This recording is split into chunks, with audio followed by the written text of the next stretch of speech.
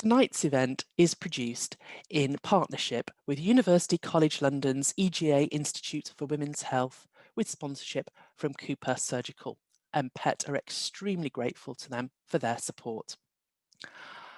Lessons from lockdown, how to improve support for fertility patients. I'm Sarah Norcross, Director of PET, and when I was planning this event with Dr. Zeynep Gurtin, we chose an early start time because it's bonfire night, and we thought people may be busy, have firework parties planned and be going out, so let's get it in early. Little did we know that today would be the day that England started a second lockdown. And thinking back to March this year, when the coronavirus pandemic struck and it really hit home to us here in England, I remember walking from the PET office to Farringdon Station and seeing people carrying monitors and PCs down the street as they had received the edict, like we all had, that we had to work from home. And I remember finding that quite a difficult scene to see. And those were scary days for everyone as we went into that first lockdown. But for fertility patients, the background anxiety, which many of us felt, was compounded by the closure of clinics, with no indication of when they may reopen and when their treatment may be started again. And at PET, we saw patients take to social media to complain that their treatment was delayed, that they couldn't get regular updates from their clinic, that they wanted to see some action from the HFEA. Now, the lockdown, which has started today in England to tackle the second wave of the pandemic, has had a different feel. But if we were to go into a more draconian lockdown that meant that clinics had to close, and I sincerely hope that is not going to be the case, what lessons have we learnt from the first wave to help patients cope? So tonight we're really lucky, we're going to be hearing from 4 fabulous speakers: Professor Jacky Boivin, Dr. Zeynep Gurtin, Seetal Savla and Carmel Dennehy. Jacky is Professor of Health Psychology at Cardiff University's School of Psychology, and she is the lead author of a recent research paper into patient experiences of fertility clinic closure during the coronavirus pandemic. This study originated in a very early phase of the lockdown, and together myself with members of my research group,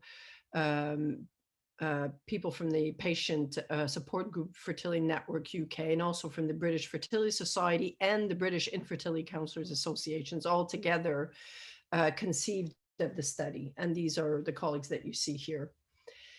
Now, it's important to say that what we were interested in was patients' experiences of fertility clinic closure, and that when we did the study was the period when everything was closed down. So this is the situation in at the time, March 1st, for example. And then when we did the survey April 15th, this is no clinics. The orange is no clinics or very reduced services.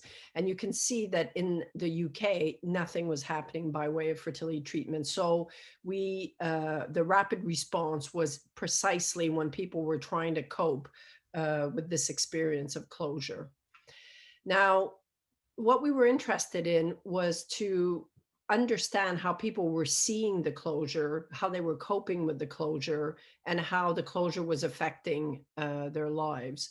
So we did an online survey that was distributed very widely. We had 400 people complete the survey. Mainly it was women. And we had, and mainly people living in the UK. And we had 2 kinds of questions: these quantitative questions, I'm sure you've seen them all on surveys, and then these questions where we asked people a question and then they typed in their answer. Now, the work that I'm going to present to you today, I don't have the details and all the charts and graphs and so on, but I'll point you to the paper later. But it would be mainly bringing all of these findings together. Now, it provides, doing this provides an overview really of patients' reactions and the key findings. Now, when I show you this graph here, you can see that it's quite packed, let's say. So I'm going to unpack this for you. And the layout here is really about the stress and coping theory. It's a classic example of people trying very hard to cope with a stressor. So the first thing I'd like to say is that whenever people encounter an event, an event is not in itself a stressor. What makes it a stressor is the balance between these two things, which is how people view something and whether they view it as a threat to their well-being and whether they feel they have the coping strategies to manage it. And depending on whether there is balance or imbalance here, then you get a set of stress reactions. So in terms of the pandemic and the closure of fertility clinics, people understood that it was necessary to do this because of the effects of COVID on pregnancy and birth were unknown. And they understood that it was precautionary at a point when people didn't know really all the information they could know about whether they should or shouldn't close down a clinic. But the clinic closure was perceived as very unfair and discriminatory because for most people, they were seeing that people who needed fertility treatment to get pregnant, their opportunities were shut down, whereas the people who could get pregnant naturally were not being told not to get pregnant. So that's a kind of context that we have to understand as a background event. Now, I'm going to walk you through these three bits, and I hope then my colleagues, through their work and words, will illustrate these with specific patient experiences. So the first thing when we encounter an event that could be a stressor is that we have to appraise, is this a threat to my well-being? And people who responded to the survey, patients who were affected by closure, very definitely felt that it was a threat. And they felt that it was a threat to the attainability of their parenthood goal specifically, and that it was a potential loss of the family dream. And the reasons for that were, one, there was so much uncertainty at that time. No one knew whether clinics would be open or when they would be open or what future access people would have to clinics.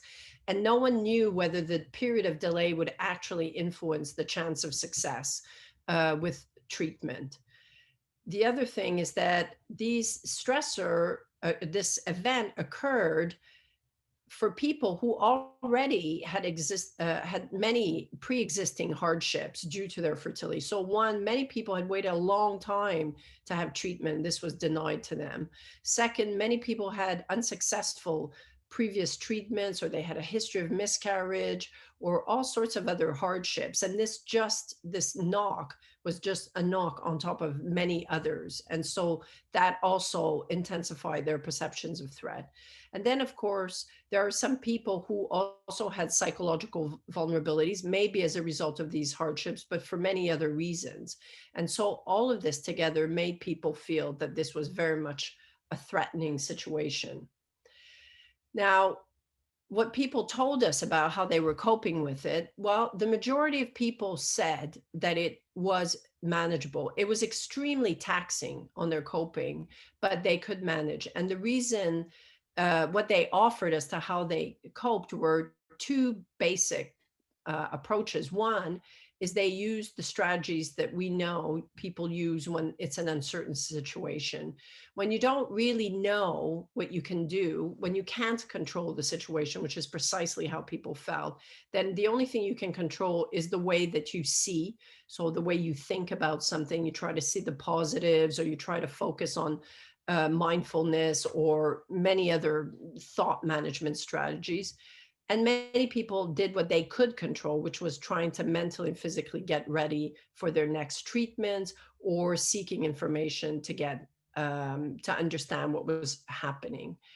The tangible resources that really helped them was access to clinic staff and information resources. And also, of course, if people had the funds to think, well, if I can't get my publicly funded treatment, I can get a private one. Personality factors also, of course, played a way. Some people said, okay, I'm going to imagine the worst, because if I imagine the worst now and the good happens, I'll be okay.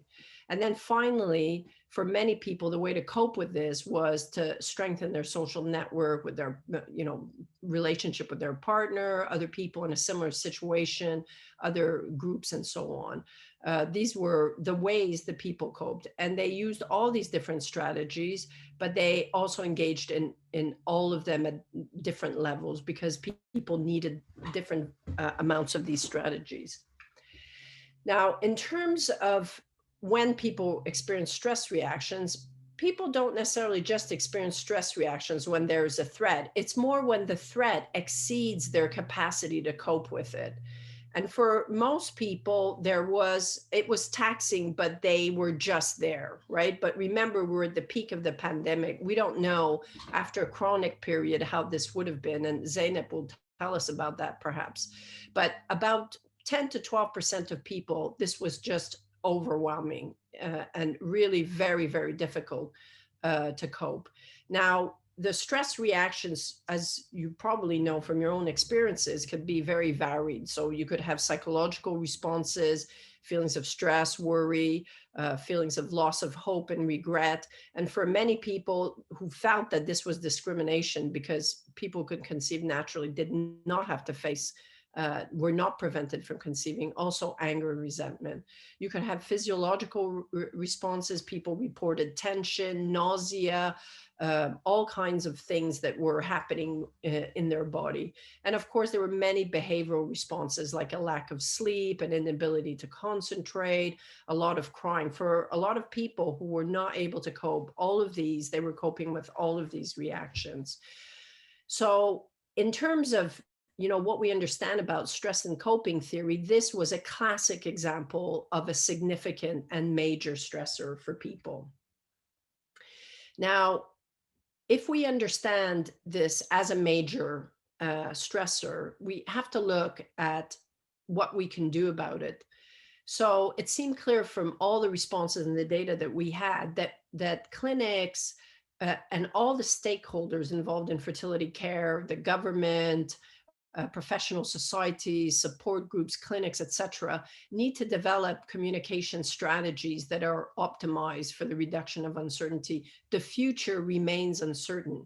And so we need to develop ways to talk and provide feedback to patients that will reduce this uncertainty. In other words, we need to communicate about uncertainty in a more certain way. At the same time, patients need to be prepared for the reality of fertility care. And as you know, many things have changed in fertility clinics. There are many things that patients will just have to cope with until we find a vaccine or until things change for the better.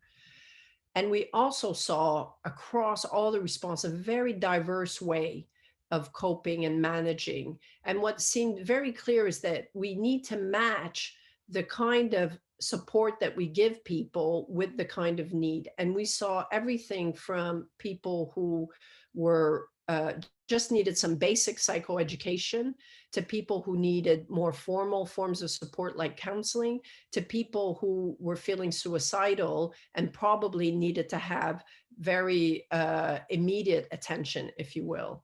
So we need to develop these kinds of stepped approaches.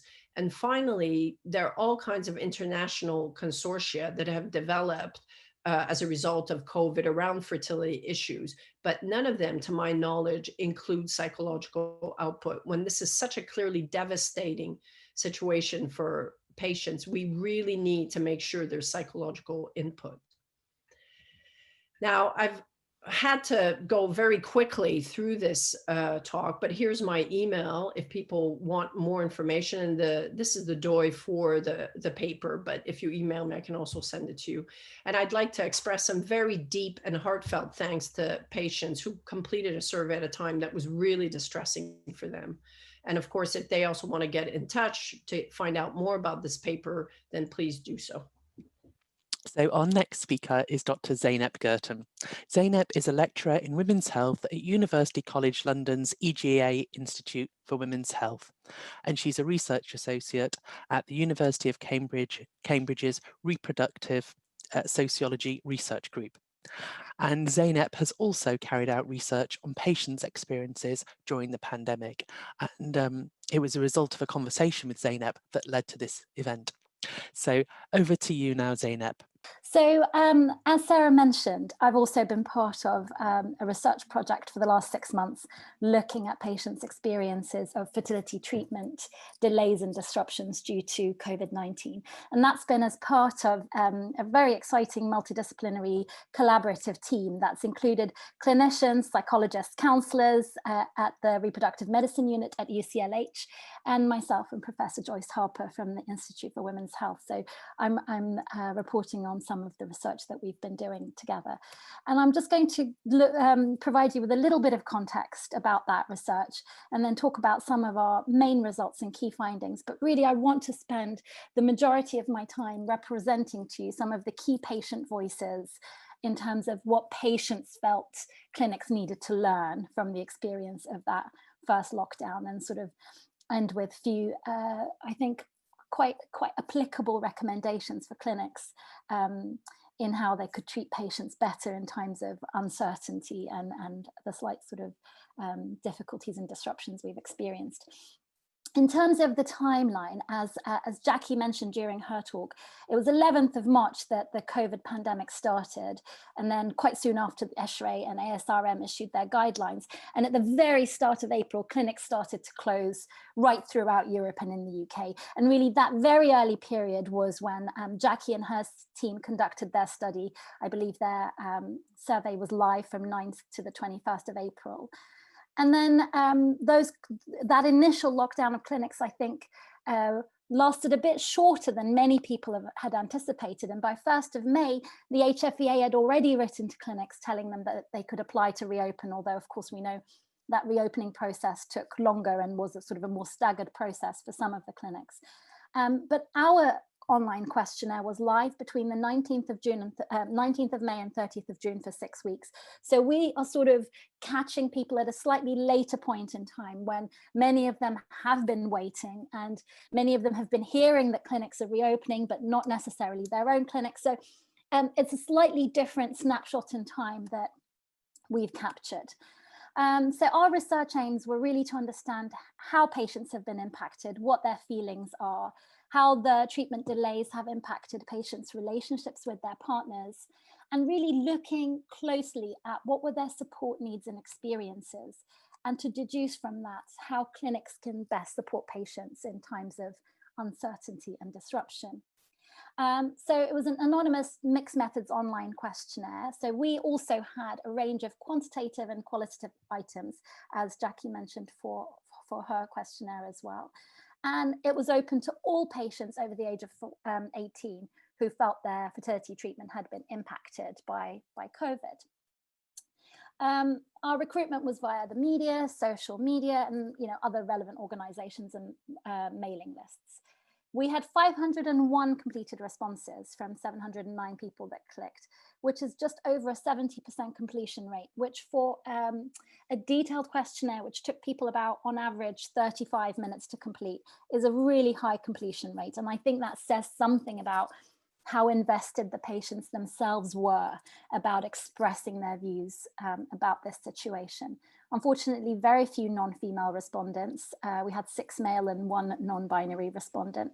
And we had some patients that were outside of the UK whose responses we didn't include in our final analysis. So our analysis is based on, that should say, 457 responses and analysis of both quantitative and qualitative data. Now, this is a big table and I don't expect you to sort of quickly analyze it or look through it, but just to say, in terms of the demographic characteristics of our sample, it matched very closely the fertility patient demographics that we know from the HFEA. So we had mostly heterosexual couples, women in heterosexual relationships, but also women from same-sex relationships and single women. We had a huge variety of ages, the amount of time people had been seeking treatment for, and really responses from right across the UK. We did have some patients who had treatment before and some who hadn't, some who had children, although that was a small number, and a fairly even split between patients receiving NHS treatment and patients receiving private treatment.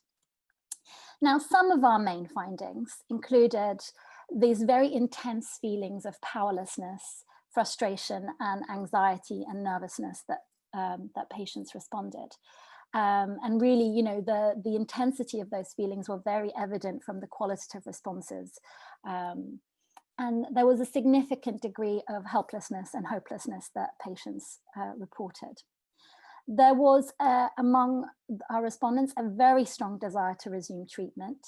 Over 70% specifically said they wanted to resume ASAP.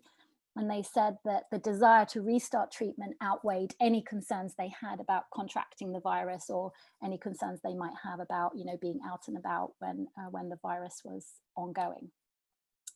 The main concerns patients expressed with regards to the reopening of clinics wasn't anything to do with having treatment during a pandemic or anything like that, but really it was to do with the length of waiting lists and how patients would be prioritized, and the concern about potentially losing communication with clinic staff and being forgotten about. And those concerns were highlighted again and again in both the quantitative and qualitative items. And really what I'm going to concentrate for the rest of my time is this idea of communication, which was a theme that ran through our entire questionnaire as really the most significant aspect that patients kept bringing up again and again. So unfortunately, many patients felt that their clinics had very poor communication with them. We specifically asked if there had been any negative elements in the way that the clinics handled the closure, and just under half felt that there had been specific negative elements, and almost all of those respondents then went on to discuss how poor communication, various aspects of poor communication was what they identified as the negative aspects. So I want to give you some examples of that. I'm going to put up some quotes. I won't read through all of them, but I hope they'll give you a flavor of what the patients were expressing for us. So the first type of poor communication was what many patients perceived to be really unthoughtful ways in which their appointments or their treatments were cancelled. So either cancelled literally at the last minute or in a very sort of perfunctory manner. If you look at the second quote here, it says, I was due to start injections and we were told that I'd be able to go ahead with treatment due to everything being completed by a certain date as per HFEA. But the day my period started, I called and was told they'd changed the date, even though this was still all over the website and within the guidelines. The third one says, our cancellation notification consisted of a copy of our next appointment letter marked with a big black line through it and stamped cancelled. No reassurance or explanation of next steps or managing our expectations. There was a severe lack of empathy. So these sort of stories of how the treatments were cancelled were really reported as being important. And then following that, many patients remarked on how they'd had no contact with their clinic since the cancellation of their cycle. And in some cases, this was 6, 7, 8 weeks after they'd received a cancellation. So here the first quote says, I've had no contact since my cycle was cancelled and no update whatsoever.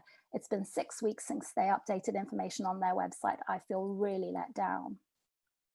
The third quote says, I understood the reason why fertility was put on hold, but the communication has been non-existent. There should have been something in place to offer support or at least give expectations of delays or reassurance.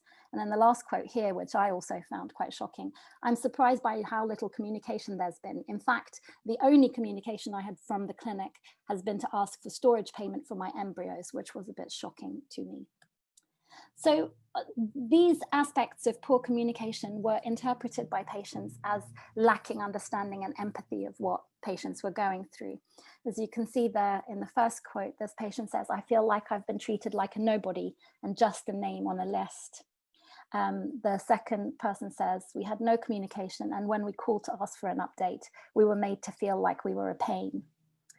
Communication was unclear and sporadic. Updates are provided on the website, but they give no information. The clinic at one point asked people not to call, but at the same time provided no information. That sentiment was echoed, that clinics were telling people not to call and they didn't have the staff to respond, but people felt, well, what am I supposed to do? I really don't know how to respond. the lack of availability and access of any staff to deal with inquiries. So here, the second one, the hardest part has been not knowing. We had very little or no contact during the lockdown. A general email on health, wellness, mental health periodically would have helped. Email accounts just bounced out of office replies, which I felt was not good enough. And as the third quote says, my stress levels have been exacerbated by difficulties contacting the clinic. So what were the consequences of this perceived poor communication for patients? Well, I think as we can understand, it caused more anxiety. And the feeling amongst patients was that even though the lockdown may have been unavoidable, that there was an additional avoidable layer of stress caused by poor communication. So the first one says, I don't know how the clinic will contact me, so I've been anxiously checking the post for emails and missed calls. It means I can't switch off and I'm constantly wondering whether and if I have missed something. The next patient mentions how she felt completely forgotten about. I felt like they just wanted to take our money and didn't care if our cycle would be cancelled. And the third quote says, the total lack of clarity and communication from my clinic makes me not trust them as much with our treatment when it eventually happens, which is, of course, you know, it's extremely sad and unfortunate. And some patients even reporting that they decided to switch clinics during the lockdown because they were not able to get through to their clinic. So the advice from patients, I've got 2 slides left. The advice from patients was that have better communications. It would be useful to have a helpline. It would be useful to have website updates, and communications with patients should be included as part of the reopening application, and a supportive web page or social media groups where provided seen as very, very helpful. So the 5 key elements were: provide information whenever you can, practice transparency as much as possible, even if that's just transparency about the fact that there's uncertainty and you don't know when you're going to be reopening. Have empathy for patients whenever you're speaking to them and try to practice kindness. Be accessible and available as much as possible, and possibly the most important, provide reassurance. Patients really want to know that they've not been forgotten about. So thank you very much, and I hope we can discuss some more of these in the Q&A. Our next speaker this evening is Seetal Savla. And Seetal is an IVF patient and fertility advocate, and she's the founder of the website Salva Fare, where she posts restaurant reviews, among other things. Happy days. So over to you now, Seetal. Thank you very much, Sarah, and good evening to everybody. My name is Seetal Savla, and I'm one of many patients whose treatment was affected when clinics closed back in April due to the dangers of COVID. Now, before I explain what happened and how it made me feel, I'd like to thank the Progress Educational Trust for inviting me to share my experience as part of this incredible panel. I hope the valuable lessons that we've learned during the first lockdown will be applied to minimize the impact on fertility treatments during this one, as well as the damaging impact of delays on patients' mental health. So, what's my fertility story? It's hard to condense 4 difficult years into a few minutes, but I'll give it my best shot, pun intended. I had to get a cheeky joke in there. On Christmas Day in 2015, my husband and I found out that I was pregnant. It was our first spontaneous pregnancy, and we were both delighted about this unexpected festive gift. Unfortunately, I went on to miscarry a fortnight later and was utterly devastated. It suddenly dawned on us that that was our sole pregnancy in 8 years of marriage. And so clearly there was a problem there that we needed to investigate immediately. So after a year of tests and waiting, I was diagnosed with diminished ovarian reserve, and we embarked on our first round of IVF. We have since suffered 4 failed IVF cycles across 3 clinics, 2 of which are private, and we're now pursuing donor egg IVF in the hope of success. It was our 4th and final cycle that was affected by COVID-19. We switched clinics in January and were eager to get started because it had been 6 months since our previous cycle had ended. After more tests and waiting, I started my stimulations on the 22nd of February. By this time, the UK media was constantly covering COVID-19, so we suspected that our cycle would be affected in some way. And it didn't go smoothly. As lockdown looked increasingly likely, we had discussions with our consultant about contingency plans, and they sensitively set and managed our expectations so that we always knew where we stood. in spite of the little information that we had available. My egg retrieval went ahead on the 19th of March as planned. Our embryos were frozen, which was always part of the plan because we were doing pre-genetic testing for the first time, and our treatment was paused 3 days later. Just because you expect something to happen doesn't make it any easier to accept, even though I'd known for several weeks that our cycle was likely to be postponed. A small part of me kept clinging on to the hope that there would be some way that we would be allowed to continue. And after months of waiting around, we could finally see the finish line. But then when our clinic closed, that just suddenly disappeared and we were left stranded, and we had zero control, which was one of the hardest things. There are so many obstacles in IVF at every stage as it is. And then we had this massive, the biggest one of all, come our way. I felt destabilized and angry, helpless, hopeless, and experiencing these emotions on repeat was just exhausting. But none of the negativity was directed at my clinic. I can't thank them enough for their regular updates via email, over the phone, on social media, as well as hosting and contributing to various webinars, all of which was very reassuring and made me feel like I was in the best possible hands. It was such a confusing and stressful time, and their caring and consistent, calm approach made me feel like it gave me stability at a time when pandemic panic was just out of control. And I know that I'm one of the lucky ones because lack of communication from my clinic was something that I didn't have to worry about, and I'm extremely grateful for that. But the one thing that they couldn't do was tell me how long I'd have to wait before I could resume treatment, and that's all I wanted to know. I was 38 at that time, so not quite over the hill, but not exactly in the first flush of youth. So I was acutely aware that time wasn't on our side. And as every day went past without having any news of when clinics could reopen, I could physically feel that precious time slipping through my fingers and our chances of becoming biological parents dwindling by the day. And then hearing people repeatedly joke about expecting a corona baby boom later in the year, or complain about the lack of childcare and homeschooling on work and home personal family Zoom calls, was just really hard. It didn't help at all. And I was screaming at them on the inside about the unfairness of it all while smiling and pretending to care on the outside.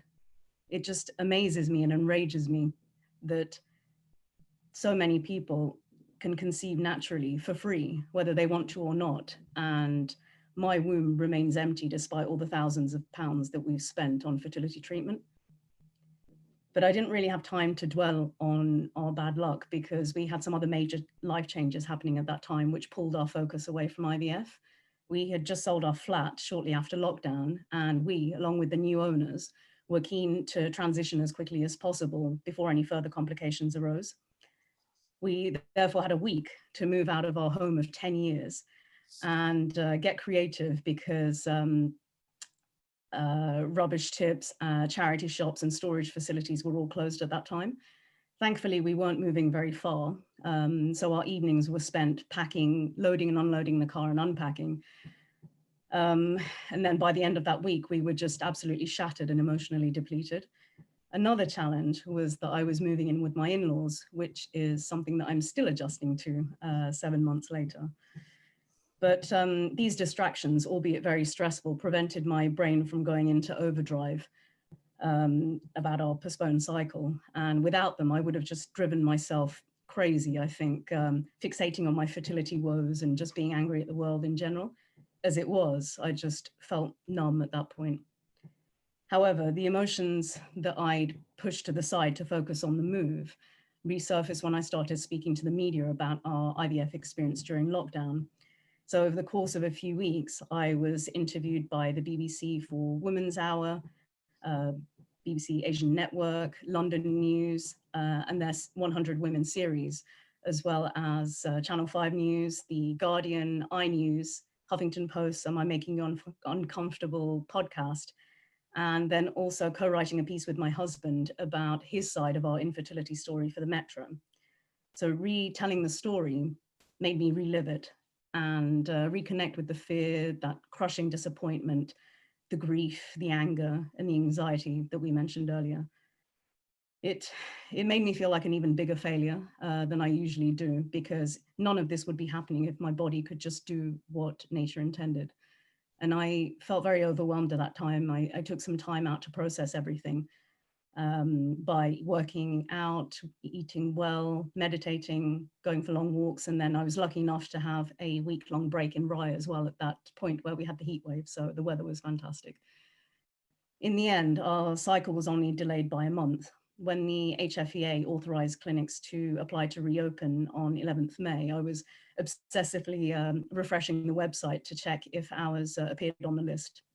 It was such a relief to finally see the name appear, but I felt a pang of guilt for others who would have to wait much longer, and some of whom are still waiting. Watching other people share their delight while they're still in the dark must be extremely painful. So I feel for everyone who's still in that situation. I wish that I was about to say that my story has a happy ending, but unfortunately our frozen embryo transfer resulted in a big fat negative, as they say in the TTC community on Instagram.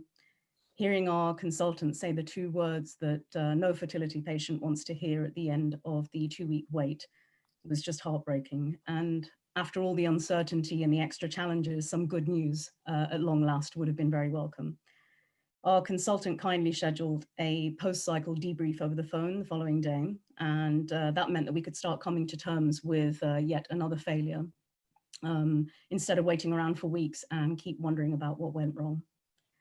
So my husband and I are now pursuing donor egg IVF using a Portuguese donor, which will be facilitated by our clinic. We were hoping to start at the end of this year, but things are taking a bit longer than planned for various reasons. Thankfully, the treatment will be carried out in London, so travel bans won't impact on our plans.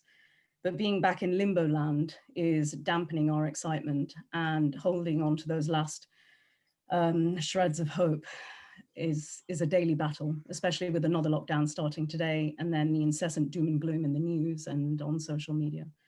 So while we wait, I am continuing to document my journey on my blog and on Instagram, and having these conversations with people who are in similar situations and being able to offer them support is extremely rewarding and gives me much needed strength as well, as does raising awareness about the impact of infertility to educate others and destigmatize it among South Asian communities. I'm so proud to be in a position where I can represent those who can't or don't wish to talk about their experiences, to give them someone to identify with, someone who looks like them, someone who is also struggling with infertility in real time, and making them feel less alone. So while there are so many things about my reality that I dislike, I'm immensely grateful for the good that has stemmed from it. Now, our final speaker this evening is Carmel Dennehy, and Carmel is the Fertility and Implication Support Counsellor at University College Hospital and at the Centre for Reproductive and Genetic Health. And as you'll have noticed, she was involved in the research carried out by Zeynep. As you heard this evening, many wanted communication, but greater in communication, and they wanted better access to counselling to be improved. They felt they needed more support from their clinics. This was seen by many patients as being particularly important during lockdown, at a time which was especially challenging, stressful and lonely. As one patient noted, support has been neglected. IVF is incredibly stressful. Miscarriages are incredibly stressful. But to go through that without normal health services and no ability to use normal support mechanisms has been horrific. As part of our questionnaire, we asked patients whether they felt they had adequate support from their clinics, whether they had external sources of support, and more broadly about the forms of support they wanted and they needed. Patients mentioned 5 main sources of support: partners, friends and family, counsellors, social media and online support groups, as well as complementary care, well-being activities, including acupuncture, exercise and meditation. While most of our respondents mentioned that family and friends were the main source of support, counselling was reported as the next most positive support. Certainly, social media was also helpful, but it didn't come close to the benefits of fertility counselling. For the rest of my talk, I will be concentrating on what we learned about the provision of counselling from the patients themselves. What we can certainly be reassured this evening about from this research is that fertility counselling that was in place was extremely helpful. So well done, counsellors, if you're listening tonight. I'm not going to share such quotes, but I'm going to highlight the problems that patients encountered trying to access fertility counselling, and this is something we need to improve. The British Infertility Counselling Association, BICA, they kindly sent me through a study which they undertook, looking at the provision of counselling in the initial phases of COVID. They have more of a comprehensive study that you can obtain yourselves, but I just want to highlight some aspects of their study. That some counselling services were abruptly stopped. We need to ask why. If this is still happening, we need to avert this and to think about expanding the service rather than limiting it. This is what happened to our patients. They offer counselling, however, the counsellor only works part-time as our clinic covers a massive area. Another patient said, tokenistic. I received an email about counselling and it seemed to be not really applicable during lockdown, confusing. Several patients wrote, the offer of counselling was confusing for us. I've not been able to access counselling through the clinic, although I did inquire about it. I'm surprised that we've not been emailed, called, or sent a letter explaining that the clinic is shut and referencing the available support. I don't feel that I need any additional mental health support or counselling directly for fertility reasons at this particular time, but it would have been nice to know that we haven't been forgotten. Another said they've been quite nippy on the phone in their emails. They offered no counselling services. There was no offer of counselling service when they halted our treatment. I felt I was a nuisance for contacting them. I understood the pandemic, the burden on the NHS, but we're patients too. We are worried. We know from the BICA study that some services were abruptly stopped. This person said, I had counselling. This was positive until she was furloughed. And another, no counselling was offered by the clinic. I had to find it somewhere else. Another patient said, my hospital hasn't made an effort to check in with patients. I hope other trusts have. I'm lucky to have been able to have a couple of counselling appointments and she's been able to keep me up to date. As of yet, the hospital has not even given me the go-ahead to reopen. So I've decided for my state of mind to go private and not to clog up the NHS system. As we see here, counselling has helped to hold patients and contain them and make them feel supported at this time. Counselling, this patient said, offered by our hospital at no extra charge has been extremely helpful to me. I feel linked to the hospital via that, otherwise I do not feel like I'd be on anybody's radar. I honestly feel like if I didn't follow or chase up, we would never hear from the clinic again. The biggest point of all of this is that I don't feel like we're in somebody's care, and I think that is wrong, given the complexity and the uncertainty of this most sensitive field of medical intervention, not to mention the many thousands of pounds we're paying out here. So many people had no counselling offer, and clinics, this other lady said, do offer counselling, but it's not something they've really pushed to patients. So maybe they should have done more to reach out to patients during closure. I did myself contact BICA members while undertaking this research, just asked to help with the research and pass it on as they did. And a lot of them were incredibly upset, having worked with patients for a very long time, had to suddenly abruptly end therapy with them. And also some of them were very angry because they weren't even furloughed, they were actually fired, which seems bizarre at a time when the patients needed to be supported. I can't understand why counsellors were sent away. Another patient said, I had to finish the counselling sessions I was having once a month with one of the clinic's counsellor as the demand rose so sharply. I wish they could have responded to the rising demand by employing more counsellors. From the BICA study, most counsellors were working from a different location and they received no practical support nor access to clinic information. If this counsellor had some support, it may have played out differently. We had one counselling session, but the counsellor had technical difficulties and asked to meet us physically when the clinic reopens. I'm not comfortable with face-to-face contact, other than for unavoidable appointments like scans and blood tests. So I don't feel the counselling was accessible to us at that time. To conclude this evening, we must not hide behind these experiences, the pandemic-related experiences. We know ourselves that we need to make improvements with the patient care pathway, that it truly ensures that patients are being treated with sensitivity and respect and supported throughout their treatment, as is in our code of practice. It's not too late yet. Patients still need reassurance. They still need support. They're worried about closures. They're worried about contracting COVID-19. So let's update our websites regularly. We need easier access to fertility counselling services. To be a great clinic, we need to be responsive. Both staff support and the psychological well-being of our patients needs to be at the heart of patient care. Thank you. A question to Dr. Zeynep Gurtin. Did the responses vary according to the respondent's country of origin or treatment clinic? And I know you sort of knocked those out, but I wondered whether you did have any information on that. So we didn't ask respondents to tell us which clinic they were receiving treatment at, because we felt that that might be something that would get a bit too, they might be worried it would be fed back to the clinic or something like that. But we did ask whether they were receiving private treatment or NHS treatment. And there were some statistically significant differences in the concerns of NHS and private patients. So NHS patients were, as you would imagine, particularly concerned about the potential for losing funding as a result of the delays, both the NHS in general losing funding and they themselves losing their own funding or aging out of a bracket. And they were significantly more concerned about losing contact with clinics.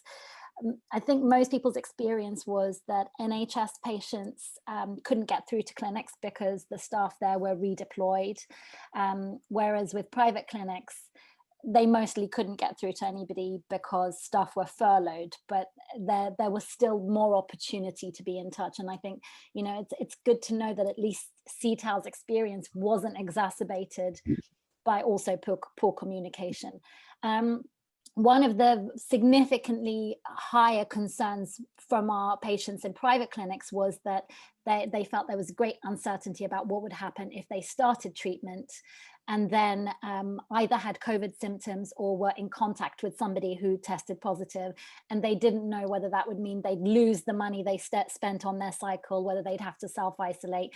So lots of concerns and uncertainties, particularly around the financial aspects of that.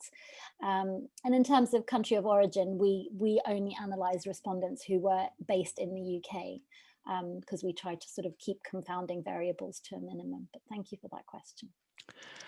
Jacky, I'm just wondering if in your research you got any stray people from outside the UK, I think you did, or whether you'd had any contact with colleagues from other countries to find out what the situation was there. I think it's much the same in terms of the kinds of experiences that people were talking about. I think the differences were that the UK patients that might have been in treatment cross-border, they particularly had difficulty because they were like managing two versions of the pandemic, a version that was what was happening in the UK and what the regulations and the potential delays were in the UK versus what was possible in the other country where they might have been receiving treatment. But, you know, in terms of the process of appraisal and coping and stress reactions, those were similar. I think in the financial side, there may have been, like Zeynep said, some differences between access to staff or access to information between the NHS and the private clinics. But to be honest, it would not be a focus of the results because I don't think the differences were so huge. Okay. Do any of the other speakers want to come back on that one, or shall I move on to the next question? No. Okay. Now, this is a sort of a tricky one. It's perhaps a bit of a medical one, but I'll see if anyone wants to take it. This is from an anonymous attendee. I'm interested to hear about reproductive immunology treatments. The HFEA have said these treatments make patients more susceptible to the virus and increase the risk of serious illness? Should there be consequences for clinics who continue to offer these treatments despite these significant concerns? I don't know whether anyone's interested in going down that route. I'm not seeing a lot of takers there. I think that's perhaps something more for a medical panel. But as it got someone else had wanted to know about that, I thought I would put it to you in case you're interested. Okay, and I think this is one that is perhaps a little bit more up our street, and that is another anonymous attendee. Would the panel attendees consider IVF treatment as an essential medical service, hence allowing patients to attend appointments and carry on with their treatments? And this includes travelling abroad. And this, this is a much wider question, as whether we see it as an elective treatment or whether we see it as something that is really more significant than that. So who would like to go first on that? Should we have Jacky first? So what I can say to you is that for patients, this was one of the reasons why they felt they were being discriminated against, because they felt that if you could open these other kinds of services, why were you not opening the fertility services? So that would need to be looked at. Personally, I think that it's an essential service because it's essentially the only way these people are going to achieve parenthood goals. So there's no doubt in my mind. What people also said was that they understood why there might be closures because of redeployment or because of other things about resources in the NHS. But then it's not for fertility patients to shoulder the burden of poor resources going into the NHS. That would be something, at a government level or at a policy level.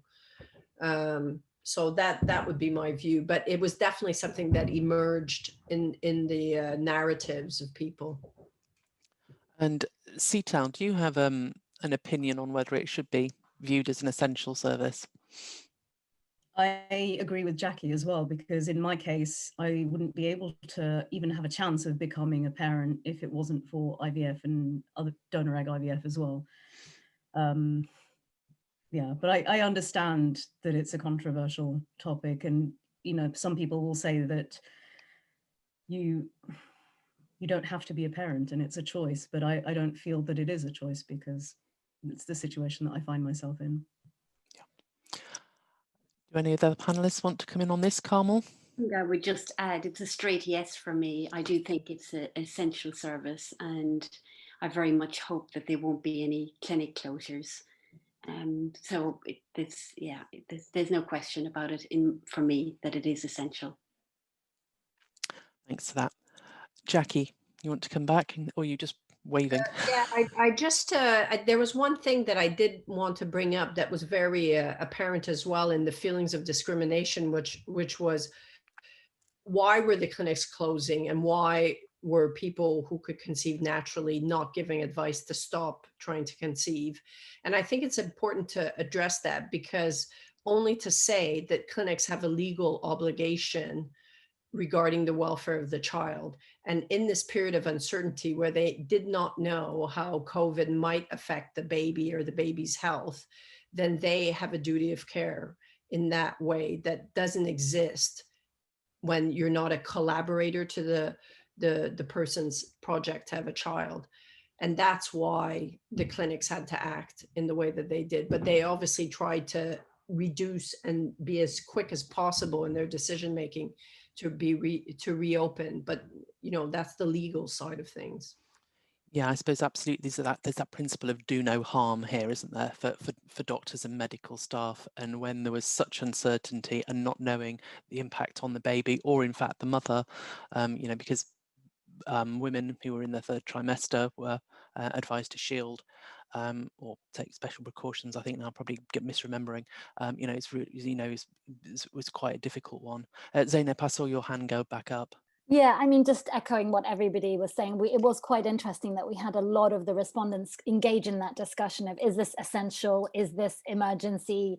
Can this be postponed? And, you know, people, actually a range of views, some people feeling that they really understood why clinics had to close and feeling that that was appropriate, but that the closures could have been handled better. And other people feeling that really clinics absolutely should not have been closed, because this is not an elective service. This is something that's really intertwined with people's lives. And we did have one quote as clinics started opening in this very staggered manner. One outraged respondent did say, "I don't know how it's possible that Primark is able to open before a time-sensitive medical treatment." So I think, you know, I think it certainly could have been dealt with much better.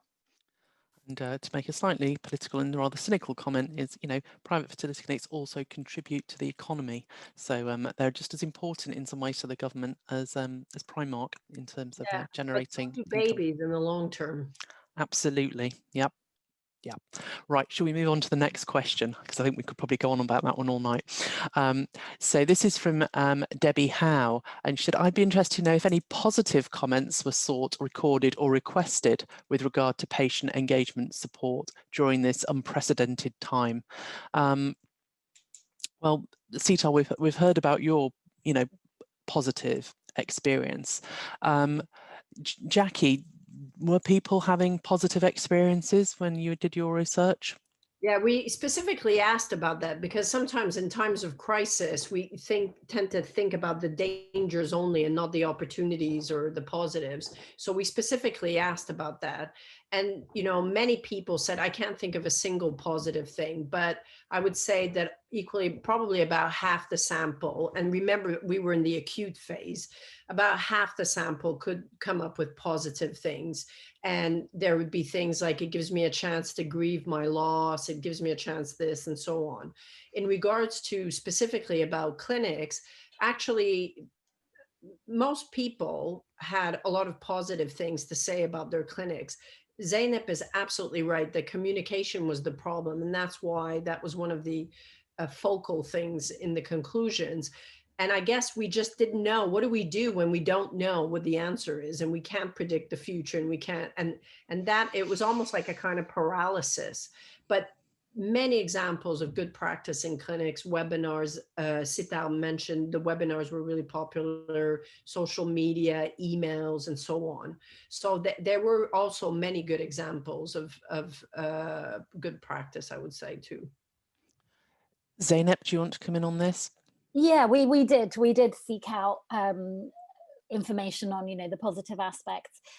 Some respondents sort of talked about self-care, especially if they were sort of off work or at home, that it was a bit more relaxing in some ways, you know, that they had more time to eat better, etc. So those, you know, people did make positives where they could. And in terms of their relationships with clinics, those patients who were able to have, for example, social media groups or you know, consultations online, did remark on those as being really helpful, actually. And as Carmel outlined, those who were able to access counselling did say that it was helpful and it was useful, but that maybe it wasn't quite as widespread as it could have been.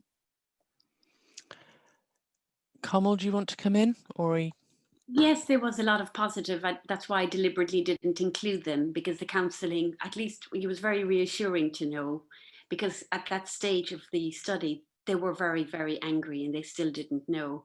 But actually the counselling that they got was positive, and there was other positive things. Some of them had actually back-to-back cycles, and actually some of them felt it was a relief. They actually needed a breather. They worked on exercise, they did home Pilates, they did other various things.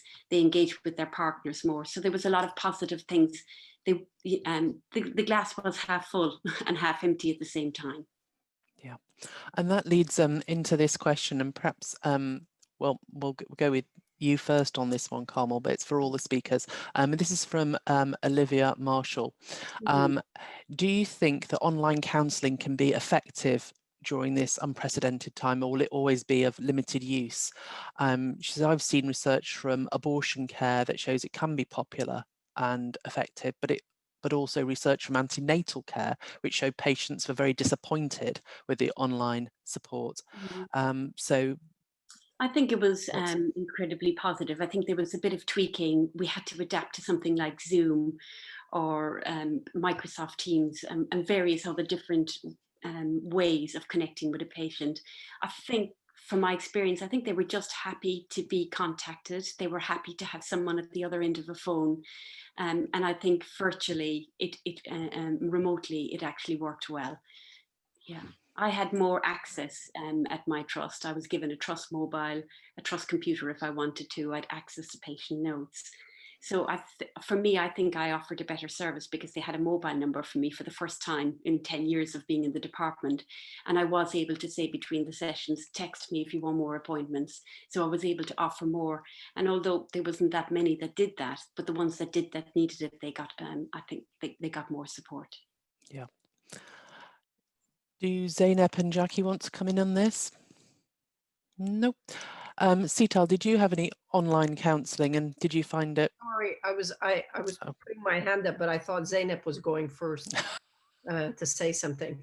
Yeah, so yeah, of course, you know, with counseling, there's variable experiences, and it's good to hear that people had many positive experiences, and we can see some as well on the link.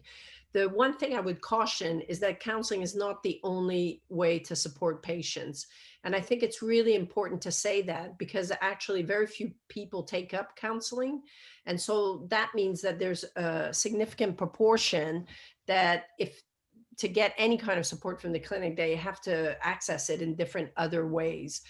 So I fully support counseling, but I think, and I guess that's also why the HFEA organized that we have counseling, but we also have patient support in other forms, because people may prefer simple psychoeducation, or they may prefer contact, or using, for example, Seetal's blogs, reading, you know, bibliotherapy, if you will, and so on. So we need to do, as I concluded, that you need a stepped approach, and you need to fit the methods of support with the needs of patients and preferences of patients.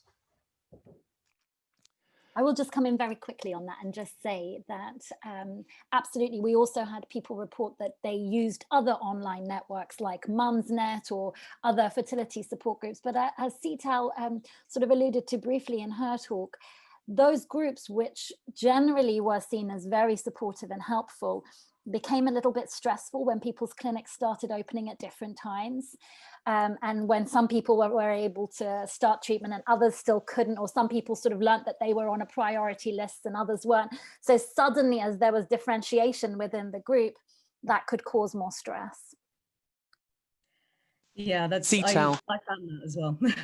Basically, yes, I was very conscious about posting and, you know, keeping everyone up to date with what was happening, because people wanted to know, they're invested in our journey.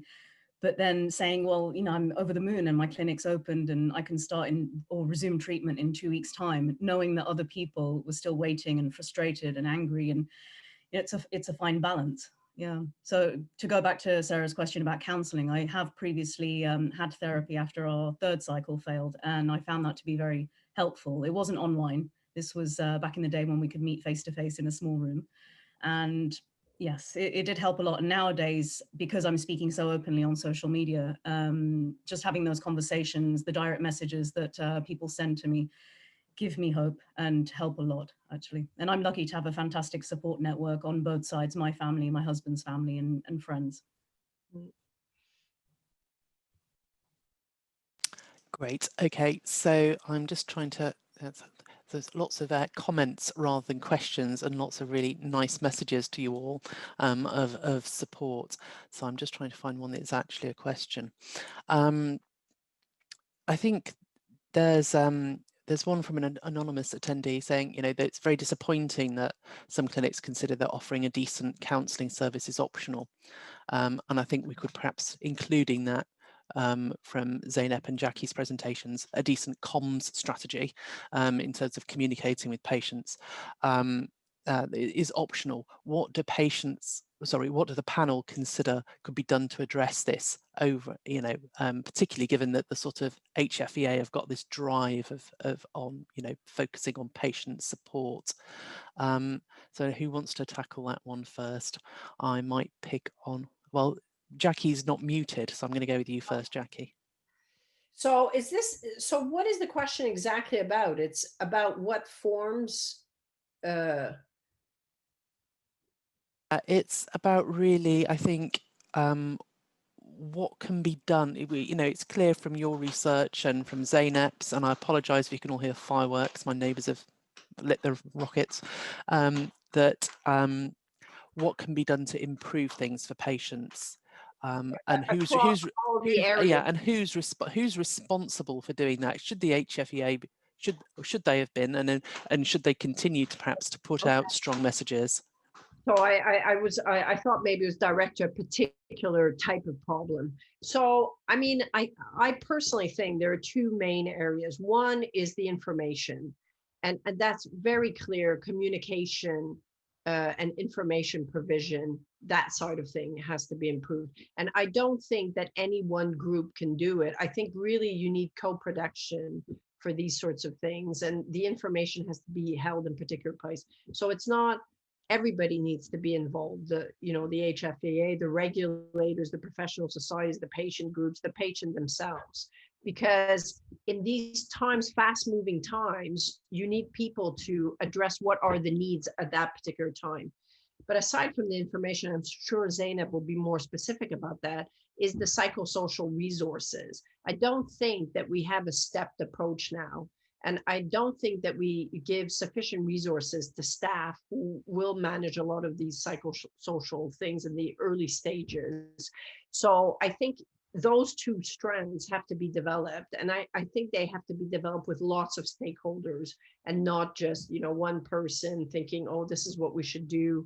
It really needs to be broadened. And I would love to have, a repository of lots of different ways that we can help patients, and they'd go there and they'd look at animations, or they'd find a counselor, or they'd read a great book, or there'd be lots of different resources, and people could themselves tailor that to their own personal needs. But it would be curated so we can be sure about the quality. Zeynep, do you want to add? Yeah, I mean, I think, there are a couple of comments and questions in the section saying it's a bit disappointing that patients didn't receive the support that they needed, considering it has been an HFEA sort of priority area for a few years now. And I think, absolutely that's correct. But it's part of me wants to say I understand that it's difficult for clinics, especially in an unprecedented time where there's general chaos and staff are being moved around or being furloughed. But another part of me does also think, this is not rocket science to know that your patients who are already going through an extremely, most people consider fertility treatment and experience fertility treatment as already an extremely stress-inducing, lonely, difficult, uncertain journey. So it's not a surprise that once that's exacerbated by a global pandemic that is also creating uncertainty and loneliness and anxiety, that so these patients are going to be experiencing some real challenges. And I think in some cases it didn't even need to be that complicated, having a dedicated phone number that stayed open. Some of the accounts I think that I read, the idea that emails were just bouncing back, or it wasn't even possible to leave an answer phone message because the phone line just said that nobody, this line is not being checked. I mean, that really is completely unacceptable, whether you're an NHS patient or a private patient. But I don't know that there is, I don't know that it's possible for the HFEA to sort of say to clinics, sort that out, and for them to do it tomorrow. But I hope that can become part of the culture change that we all feel quite invested in creating in this sector. And Carmel, come in now. Going back to the questions, I think that there is a huge discrepancy between what's provided in terms of counselling services at various clinics. So the HFEA recommend that the offer of counselling is there at the beginning, during and after treatment. Some clinics go over and beyond that. They will offer unlimited sessions down to the discretion of the counsellor, support the client as they need. Others have a whole team of counsellors. Some places just don't have an in-house counsellor at all. They just say, go to the Beaker website or find yourself a counsellor or come back with your implications done and get that paid for yourself. So I think there's a very big discrepancy in what clinics are offering. In some ways, I don't think the HFEA can police that, but I just think it shows a reflection of a clinic that absolutely cares about their patient. If they're too stingy to provide a counselling service for their patient, I think it gives a strong message, and I think we just have to leave it to that. Wow. Well said there, I think. Strong words from you, Carmel. There are still lots and lots of comments. This is one from Stephanie Herring for Jacky and Zeynep. Did the research questionnaires cover patients from secondary care setting, i.e. with fertility issues, but were still actually waiting for referral to IVF services? So Jacky, do you want to go first, and then we'll have Zeynep? Yeah, in our research, there were people who were in that situation, and I kind of discussed them with other groups. Like, we tend to have this idea of what is the IVF patient, and these people are not included in that, or who is a fertility patient, and they tend not to be included in that. And so, yeah, definitely, they felt particularly neglected, but also particularly lost about whether they would ever have treatment or what they were supposed to do if they were in secondary care and they had started some kind of, even people in primary care didn't know what was going on. So yeah, definitely a big needs there as well. Yeah, I mean, I'll just echo that as well. We had, we tried to keep our wording very open. So we just had anybody who, any fertility treatment that was delayed or disrupted. And we had people right from the very beginning, people who had just contacted their GP, to really people right at the other end of treatment where maybe they'd had embryo transfers, but didn't feel they had the follow-up support that they would have wanted or expected. So a huge range, people waiting for donors or surrogates, or just really at the start of their journey. And a big anxiety was that if clinics reopen and there is longer waiting lists and reduced capacity because they're practicing social distancing, of course, those who are right in the middle of treatment are going to receive priority, and those who are earlier on might experience further and longer delays. So yeah, and I think that has been somewhat of the case, especially as a lot of GPs are only offering still online appointments and things like that. So anybody that needs tests and things, I think it has been taking a lot longer. Oh, online appointments, very high tech where you are. It's in South London. I'm looking at telephone. Okay, I'm going to have to start to wrap up now, but I want to just share some of the comments that have been made, because I think there are some quite strong messages here. Suzanne Dark says it'd be great if one lesson learned from this is that clinics should have counselling services, i.e. hours, based on the number of treatment cycles offered, because the provision, and I'm assuming the availability is hugely varies, and sadly some clinics still pay lip service to specialist counselling and offer very little therapeutic support for patients, and often charge additionally for this. Let's hope this will change. Angela Pericleus Smith from Beaker had said clinic staff need to continue to ensure that all patients are aware of the counselling service as per the code of practice, along with the benefits of accessing the services, and normalising counselling rather than stigmatising it. And because I've been around in this area for so long, I can remember that that counselling was very much viewed by patients as something they had to sort of pass, and a tick box exercise. And I'd really hope that after all these years that has moved on, but perhaps not. And then one for an anonymous attendee who says, in my experience as a counsellor, patients were very understanding of the early closure and appreciated the lengths that we went to communicate with them and offer them support, but we had to persuade our management to do this.